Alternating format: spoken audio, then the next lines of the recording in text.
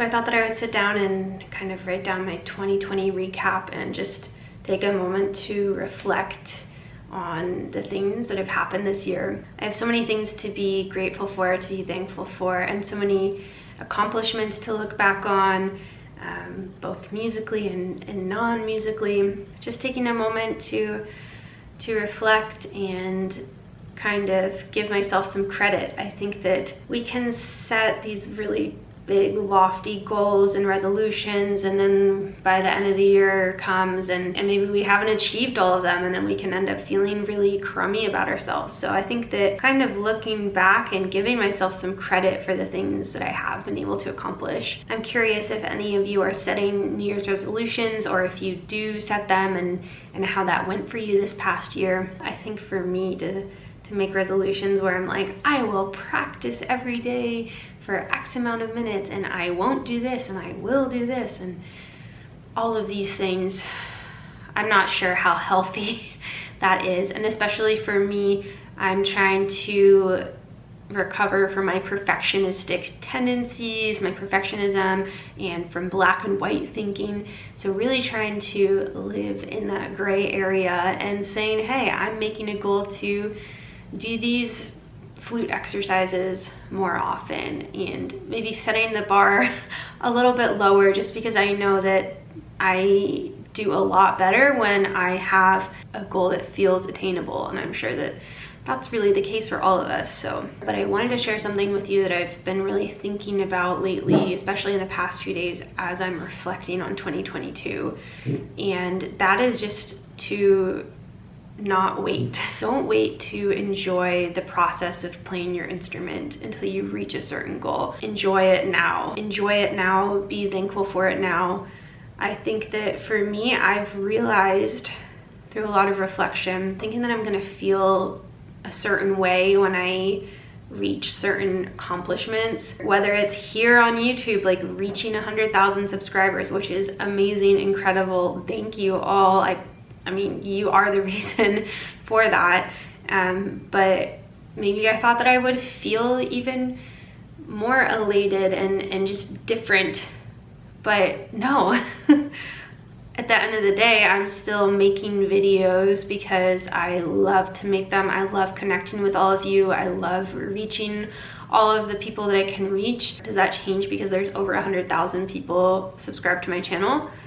I mean, obviously there's some incredible things that come along with that, but the core reason why I love making videos, it doesn't change that. Same thing with musical things. I'm always thinking, oh, well, when I get called for this gig, or when I get this opportunity, or when I win X, Y, and Z, then I'm going to be able to feel accomplished, feel settled, feel whatever it is. But you know, then you're just gonna want the next thing after that. That's our human nature. We always, we get what we think we want, and then we want more. The more that I try to enjoy the present moment, what I'm currently doing, maybe the gig I'm playing right now isn't my absolute dream gig, or maybe I'm thinking about, I want to be doing more things. I wish I was more busy performing. But you know, then when I do get those things, I'm just going to be thinking about the next thing. And especially from what I've seen from friends that have accomplished some really incredible things, they're still the same people. If you can't feel at peace and feeling gratitude and all of these things, feeling grounded, being in the moment, and allowing yourself to feel happy for that gig, feel happy for that performance. So I don't know if that resonates with any of you or if that makes sense.